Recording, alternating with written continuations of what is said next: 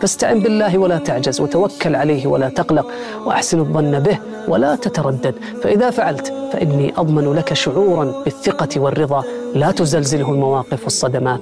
في كل أمر تقدم عليه افعل الأسباب، ثم أحسن الظن بربك وتوقع أفضل الاحتمالات. فإن حصلت على ما تريد فاحمد الله واطلبه المزيد، وإن لم تحصل عليه فاعلم ثم اعلم ثم اعلم أن الله يعلم وأنك لا تعلم، وأن الله أعلم وأن الله أحكم.